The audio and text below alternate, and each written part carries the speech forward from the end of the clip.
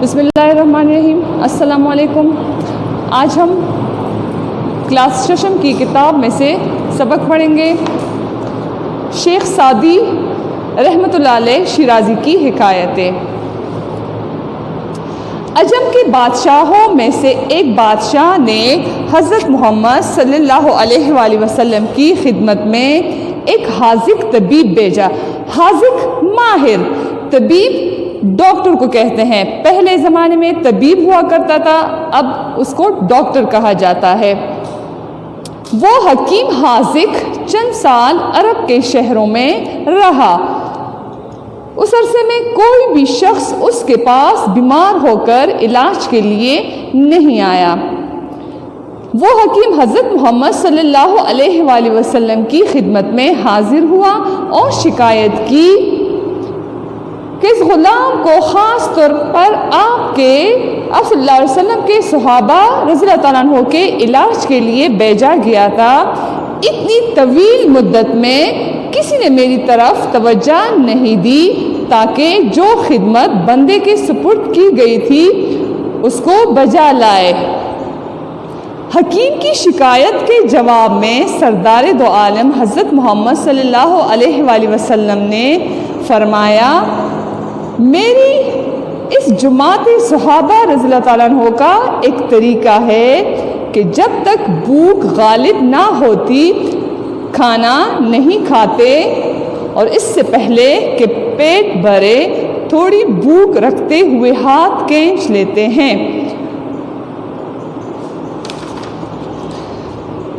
حکیم نے عرض کیا، ان حضرات کی تندرستی کا یہی سبب ہے کہ مطلب اس میں یہ بتایا گیا ہے کہ بعض لوگ کھانا کھانے بیٹھ جاتے ہیں تو جب تک بالکل یہاں تک وہ منہ تک نہ آئے وہ نہیں اٹھتے. یہ اسلامی طریقہ نہیں ہے. اسلامی طریقہ یہ ہے کہ تھوڑی سی بھوک آپ کی رہ جائے تو کھانے سے ہاتھ کھینچ لینا چاہیے. اس سے آپ کی صحت کو کوئی نقصان نہیں پہنچے گا. حکیم نے عرض کیا، ان حضرات کی تندرستی کا یہی سبب ہے. یہ کہہ کر ادب سے اجازت حاصل کر کے واپس روانہ ہو گیا. سعدی رحمۃ اللہ علیہ فرماتے ہیں، عقل مند اس وقت کلام کرنا شروع کرتے ہیں یا ہاتھ کھانے کی طرف بڑھاتا ہے جب اس کے نہ بولنے سے خرابی پیدا ہوتی ہو یا نہ کھانے سے جان پر بن جاتی ہو. یہ تو آپ کو پتہ ہوگا کہ اسلام میں کم کھانا، کم سونا، کم بولنا، کم ہنسنا یہ ہے. جب اس کے نہ بولنے سے خرابی پیدا ہوتی ہو یا نہ کھانے سے جان پر بن جاتی ہو، پھر یہ بھی ضروری بات ہے کہ اس کا کلام حکمت ہوتا ہے اور اس کا کھانا تندرستی پیدا کرتا ہے. صحت قائم رکھنے کے لیے کم کھانا بہت ضروری ہے. صحابہ کرام رضی اللہ تعالیٰ عنہ کا یہی طریقہ تھا. کم کھانے سے باطن بھی درست ہوتا ہے. صحابہ کرام کا تو یہ عالم تھا کہ میدان جنگ میں ایک کھجور روزہ ہوتا تھا اور ایک کھجور سے کتنے لوگ اپنا روزہ توڑتے تھے. اچھا، دوسری حکایت ہے کہ ایک امیر شخص کشتی میں سوار ہوا. کشتی میں اور لوگ بھی سوار تھے. اس رئیس کے ساتھ اس کا ایک خادم نوکر ایک خادم بھی تھا. اس خادم نے سے پہلے کشتی میں سفر نہیں کیا تھا. کشتی روانہ ہوئی تو خادم کو کشتی کے ڈوبنے کا خوف ہوا. اس کے جسم پر کپ کپی طاری ہو گئی، کپ کپی لرزنا، اور اس نے رونا چلانا شروع کر دیا، ہائے میں ڈوبا، ہائے میں مرا. خادم کے اس متواتر واویلا رونا پیٹنا واویلے سے رئیس کی طبیعت مکدر ہو گئی. مکدر ناراض ہونا یا طبیعت خراب ہونا. اس نے خادم کو خاموش کرانے کی بہت کوشش کی لیکن بے سود بے فائدہ. دوسرے لوگوں نے بھی اسے چپ کرانے کی کوشش کی، لیکن وہ بدستور اپنے ڈوبنے کا شور مچاتا رہا۔ ایک دانشمند عقل مند کو کہتے ہیں، ایک دانشمند بھی اس کشتی میں سوار تھا۔ خادم کا رونا پیٹنا بڑھتا ہی گیا تو اس دانشمند نے رئیس سے کہا کہ اگر آپ اجازت دیں تو میں اس کو خاموش کرا دوں۔ رئیس نے کہا کہ ایسا ہو جائے تو آپ کا بہت لطف و کرم ہوگا، یعنی آپ کی بڑی مہربانی ہوگی، لطف و کرم آپ کی بڑی مہربانی ہوگی۔ دانا شخص نے لوگوں سے کہا کہ خادم کو دریا میں پھینک دے، چنانچہ لوگوں نے خادم کو دریا میں ڈال دیا۔ خادم نے پانی میں چند بار غوطے کھائے، لوگ اسے بالوں سے پکڑ کر کشتی کے سامنے لائے، وہ دونوں ہاتھوں سے کشتی کے پچھلے حصے میں لٹک گیا۔ جب پانی سے باہر آیا تو کشتی کے ایک کونے میں خاموشی سے بیٹھ گیا، اب اسے قرار آ گیا تھا۔ رئیس نے تعجب کیا اور دانا شخص سے پوچھا کہ اس عمل میں کیا حکمت تھی؟ دانا نے جواب دیا، خادم نے ڈوبنے کی تکلیف نہیں دیکھی تھی اور کشتی میں سلامتی کی قدر نہیں جانتا تھا۔ عافیت کی قدر وہی جان سکتا ہے جو کسی مصیبت میں گرفتار ہو جائے۔ اگلی حکایت ہے، لوگوں نے حاتم طائی سے پوچھا، کیا تو نے اپنے سے زیادہ بلند ہمت کوئی دیکھا ہے یا سنا ہے؟ حاتم نے کہا، ہاں، ایک دن میں عرب کے سرداروں کی دعوت کے لیے 40 اونٹ قربان کیے تھے۔ اسی دن جنگل کے ایک گوشے میں ایک گوشے میں ایک ضرورت سے گیا۔ میں نے ایک لکڑہارے کو دیکھا کہ اس نے لکڑیوں کا گٹا جمع کیا تھا۔ میں نے اس سے کہا، تم حاتم کی مہمانی میں کیوں نہیں گئے کہ ایک مخلوق اس کے دسترخوان پر جمع ہوئی ہے؟ اس لکڑہارے نے کہا، جو شخص اپنے گٹوں کی کمائی سے روٹی کھاتا ہے وہ حاتم طائی کا احسان نہیں اٹھاتا۔ حاتم طائی اپنے وقت کا ایک سخی آدمی تھا، سخاوت کی وجہ سے وہ بہت زیادہ مشہور تھا۔ وہ حاتم طائی کا احسان نہیں اٹھاتا۔ میں نے دل میں انصاف کیا کہ میں نے ہمت اور جواں مردی میں اسے اپنے سے زیادہ پایا۔ اس حکایت سے معلوم ہوا کہ اصلی شرافت جواں مردی اور ہمت اپنے دست بازو کی کمائی کھاتا ہے، یعنی دوسروں پر انحصار کرنا یہ صحیح عادت نہیں ہے۔ خود کمائیں خود کھائیں، یہی جوان مردی ہے اور یہی ہمت ہے۔ اگلی حکایت ہے، ایک ضرورت مند کو کوئی ضرورت پیش آئی۔ ایک آدمی نے اس سے کہا، فلاں آدمی بہت مالدار اور طبیعت کا سخی ہے، اگر تیری ضرورت سے واقف ہو جائے تو یقیناً اس کو پورا کرنے میں دیر نہ لگائے گا۔ ضرورت مند نے کہا، میں اس سے واقف نہیں ہوں۔ اس شخص نے کہا کہ چل میں تیری رہبری کروں گا۔ چنانچہ اس آدمی نے ضرورت مند کا ہاتھ پکڑا اور اس مالدار شخص کے گھر تک لے آیا۔ ضرورت مند نے دیکھا کہ وہ شخص منہ پھلائے بیٹھا ہے۔ وہ یہ دیکھ کر الٹے پاؤں لوٹ گیا اور کچھ نہ کہا۔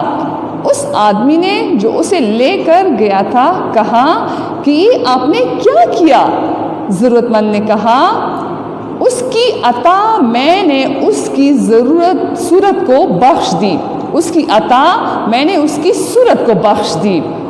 سعدی رحمۃ اللہ علیہ فرماتے ہیں، اپنی ضرورت کسی ترش رو بدخوب جس کے ماتھے پہ ہر وقت 12 بجے ہوتے ہیں، اس کو ترش رو کہتے ہیں۔ ترش رو کے پاس نہ لے جا کر تو اس کی بری عادت سے تکلیف پائے گا۔ اگر حاجت کسی کے پاس لے جانی ہی پڑے تو ایسے آدمی کو تلاش کر کے اس سے اپنی ضرورت ظاہر کر، جس کا چہرہ دیکھتے ہی فوراً طبیعت کو آسودگی حاصل ہو جائے۔ آسودگی، خوشی، یعنی اس سے ملاقات کر کے طبیعت کو خوشی حاصل ہو اور کام بھی ہو جائے۔ مطلب اس حکایت میں انہوں نے یہ کہا کہ وہ جس بندے کو پیسوں کی ضرورت تھی وہ جس کے پاس گیا تو اس کو پہلے سے ہی اندازہ ہو گیا اس آدمی کی طبیعت سے کہ اس نے اپنے چہرے پر 12 بجائے ہوئے تھے، اس کو پتہ چل گیا کہ یہ میری کوئی مدد نہیں کر سکتا، ترش رو، بدخو، بدطبیعت۔ اگلی حکایت ہے، لوگوں نے سیاہ گوش سے دریافت کیا، سیاہ گوش جنگلی بلّا، کہ شیر کی ملازمت تجھ کو کس لیے پسند آئی؟ اس نے جواب دیا، اس لیے کہ اس کا بچا ہوا شکار کھاتا رہوں اور اپنے دشمنوں کے شر سے اس کے دبدبے کی پناہ میں زندگی بسر کروں۔ لوگوں نے کہا کہ اب تو اس کی حمایت کے سائے میں داخل ہو گیا ہے، اس کی نعمت کے شکر کا اقرار بھی کرتا ہے، تو پھر اس کے زیادہ قریب کیوں نہیں آتا کہ تجھ کو بھی خواص میں لے آئے، تجھے بھی اپنے مخلص غلاموں میں شمار کرے۔ سیاہ گوش نے کہا، اس کے باوجود اس کی پکڑ سے محفوظ نہیں ہوں۔ داناؤں کا کہنا ہے کہ بادشاہوں کی رنگ برنگ طبیعت سے بہت ڈرتے رہنا چاہیے۔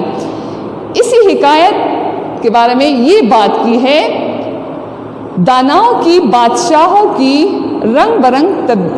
نے کہا ہے کہ بادشاہوں کی رنگ برنگ طبیعت سے بہت ڈرتے رہنا چاہیے کہ ایک وقت میں سلام کرنے سے خفا ہو جاتے ہیں اور دوسرے وقت گالیاں کھا کر خلت بخشتے ہیں۔ خلت وہ لباس جو بادشاہوں کی طرف سے انعام میں دیا جاتا ہے، خلت وہ لباس جو بادشاہوں کی طرف سے انعام میں دیا جاتا ہے۔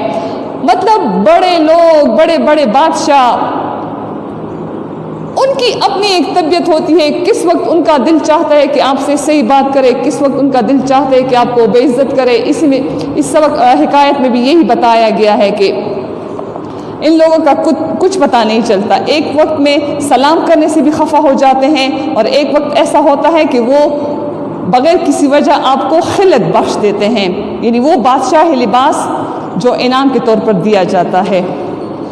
ایک بے وقوف آدمی کی آنکھ میں درد ہوا، وہ ایک سلوتری، حیوانات کے ڈاکٹر کو سلوتری کہتے ہیں، کے پاس گیا تاکہ دوا لے۔ سلوتری نے وہ دوا جو کہ چوپایوں کی آنکھ میں ڈالتا تھا اس کی آنکھ پہ لگا دی، وہ شخص اس دوا سے اندھا ہو گیا۔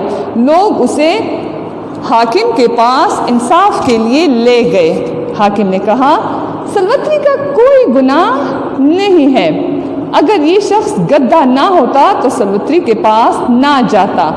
مقصد یہ ہے کہ جو شخص نہ تجربہ کار کو بڑا کام سونپ دیتا ہے، اب وہ انسان تھا لیکن گیا تھا وہ جانوروں کے ڈاکٹر کے پاس، اب اس ڈاکٹر نے اس کو جانوروں کی آنکھوں میں ڈالنے والی دوائی دی، جس کی وجہ سے وہ بندہ، اس کی آنکھ خراب ہو گئی، وہ حاکم کے پاس گیا۔ اب حاکم نے اس کو کہا کہ غلطی ڈاکٹر کی نہیں، غلطی آپ کی ہے کہ انسان ہو کہ آپ جانوروں کے ڈاکٹر کے پاس گئے تھے۔ اچھا، مقصد یہ ہے کہ جو شخص ناتجربہ کار کو بڑا کام سونپ دیتا ہے وہ شرمندگی اٹھاتا ہے۔ ہر آدمی ہر کام کا اہل نہیں ہوتا، کام سپرد کرنے سے پہلے اہلیت کا اندازہ کر لینا چاہیے۔ اب ہم اس سبق کے مشکل الفاظ کی طرف آتے ہیں۔ الفاظ معنی۔ حاذق، حاذق ماہر کو کہتے ہیں۔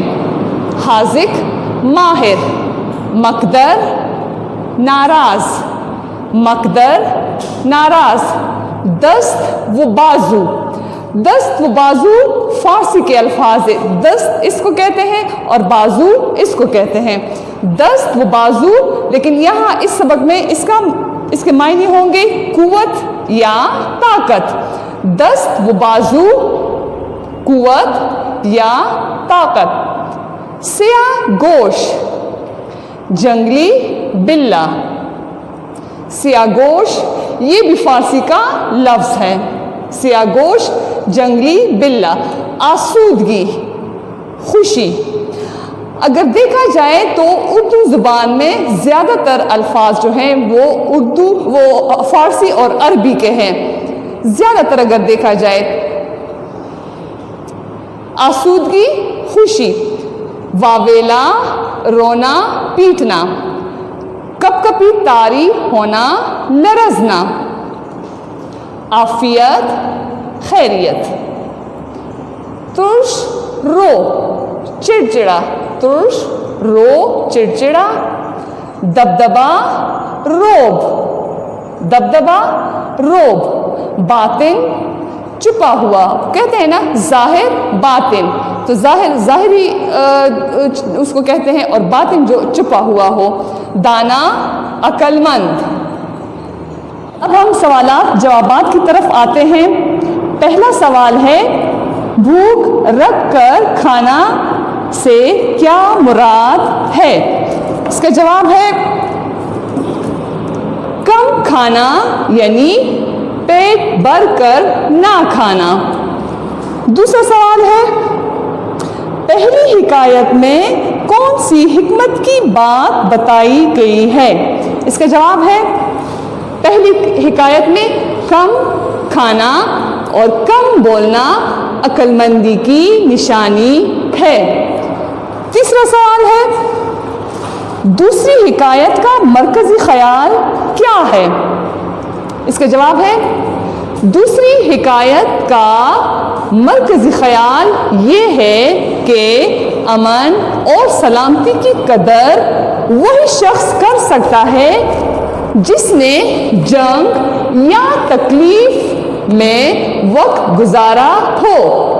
صحت کی قدر اسی کو ہوتی ہے جس نے بیماری کی تکلیف اٹھائی ہوئی ہو۔ سوال نمبر 4 ہے حاتم نے کس اعتبار سے لکڑہارے کو اپنے سے زیادہ باہمت قرار دیا؟ جواب ہے کیونکہ وہ کسی اور کا احسان اٹھانے کی بجائے اپنے دست و بازو کی کمائی سے زندگی بسر کرتا تھا۔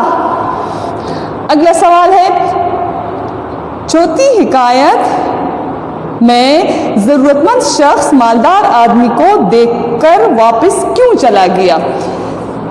جواب کیونکہ مالدار آدمی خود منہ لٹکائے ہوئے بیٹھا تھا۔ سوال نمبر 6 ہے پانچویں حکایت میں کون سی حکمت کی بات بیان کی گئی ہے؟ جواب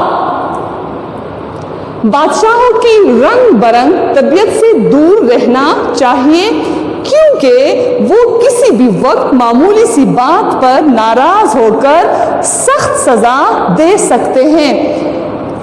ان کے ساتھ رشتے کی حد تک قربت رکھنا چاہیے کیونکہ بادشاہوں اور امیر لوگوں کی طبیعت کا کچھ پتہ نہیں چلتا۔ اگلا سوال ہے نااہل شخص کو ذمہ داری سونپنے کا کیا نتیجہ نکلتا ہے؟ جواب نااہل شخص کو ذمہ داری سونپنے سے شرمندگی اٹھانی پڑتی ہے کیونکہ وہ اس کا اہل نہیں ہوتا اور اس کو وہ ذمہ داری دی جاتی ہے تو وہ کس طرح وہ کام کر سکتا ہے جس کا وہ اہل نہ ہو، جو وہ نہ کر سکتا ہو، تو اس لیے پھر شرمندگی اٹھانی پڑے گی۔ دوسرے سوال کی طرف آتے ہیں۔ دوسرا سوال ہے شیخ سعدی شیرازی کہ ان حکایات سے کون سی اہم باتیں اجاگر ہوتی ہیں، تفصیل سے بیان کریں۔ شیخ سعدی شیرازی کی ان حکایات سے مندرجہ ذیل اہم باتیں اجاگر ہوتی ہیں۔ نمبر 1، کم کھانا تندرستی اور کم بولنا عقل مندی کی علامت ہے۔ نمبر 2، عافیت کی قدر وہی جان سکتا ہے جو کسی مصیبت میں گرفتار ہو جائے، لہذا سلامتی میں اللہ تعالیٰ کا شکر ادا کرنا چاہیے۔ نمبر 3، جوان مرد اور باہمت انسان وہ ہے جو اپنے ہاتھوں کی کمائی کھاتا ہے۔ نمبر 4، ان لوگوں کے پاس ضرورت لے کر مت جاؤ جو خندہ پیشہ نہ ہو، کیونکہ اس کو دیکھ کر پریشانی اور بڑھ جاتی ہے۔ نمبر 5، بادشاہوں کی رنگ برنگ طبیعت سے دور رہنا چاہیے، کیونکہ وہ کسی بھی وقت معمولی سی بات پر ناراض ہو کر سخت سزا دے سکتے ہیں۔ نمبر 6، ناتجربہ کار انسان کو کبھی بھی بڑا کام نہیں سونپنا چاہیے، کیونکہ نااہل ہونے کی وجہ سے انسان کو شرمندگی اٹھانی پڑتی ہے۔ اب ہم اس سبق کے الفاظ و تراکیب اور جملوں کی طرف آتے ہیں۔ تو پہلا ہے کپ کپی طاری ہونا۔ اللہ اکبر کا نعرہ سن کر کافروں پر کپ کپی طاری ہوتی ہے۔ دوسرا ہے طبیعت مکدر ہونا۔ بیجا شور شرابے سے استاد کی طبیعت مکدر ہوتی ہے۔ آپ کو پتہ ہے نا کہ کلاس میں جب بیجا شور ہو اور اسٹوڈنٹ تنگ کرے تو ٹیچر کو کیا ہوتا ہے، استاد کی طبیعت خراب ہو جاتی ہے، اس سے نہ وہ پھر صحیح طریقے سے پڑھا سکتا ہے۔ دست و بازو، بہادر انسان وہ ہے جو بھیک مانگنے کی بجائے اپنے دست و بازو سے رزق کماتا ہے۔ منہ پھلانا، بات بات پر منہ پھلانا بے وقوفوں کی نشانی ہے۔ ہمیشہ خندہ پیشہ رہنا چاہیے، اچھے اخلاق سے بولنا چاہیے۔ اچھا، اگلا جملہ ہے خلت بخشنا۔ پرانے زمانے کے بادشاہ جب خوش ہوا کرتے تھے تو خادموں کو خلت بخشتے تھے۔ خادم نوکر، سونپ دینا۔ ناتجربہ کار کو بڑا کام سونپ دینے سے نقصان ہوتا ہے۔ عافیت، مسلمانوں کی عافیت دین ہی میں ہے۔ اب مشق میں کچھ الفاظ مترادف ہیں، وہ کر لیتے ہیں۔ عقل مند، اس کا مترادف یعنی ایک جیسے الفاظ جو ہوتے ہیں، عقل مند، دانا، ہم عقل مند بھی کہیں گے اور دانا بھی کہہ سکتے ہیں۔ تندرست، صحت مند، ہم تندرست بھی کہہ سکتے ہیں اور صحت مند بھی کہہ سکتے ہیں۔ ملازمت، نوکری، ملازمت نوکری۔ قریب، نزدیک، ہم دونوں کہہ سکتے ہیں، قریب بھی کہہ سکتے ہیں، نزدیک بھی کہہ سکتے ہیں۔ مالدار، امیر، دولت مند، ہم امیر بھی کہہ سکتے ہیں اور دولت مند بھی کہہ سکتے ہیں۔ امید ہے انہی الفاظ مترادف کے ساتھ آج کی مشق ختم ہو گئی۔ شکریہ۔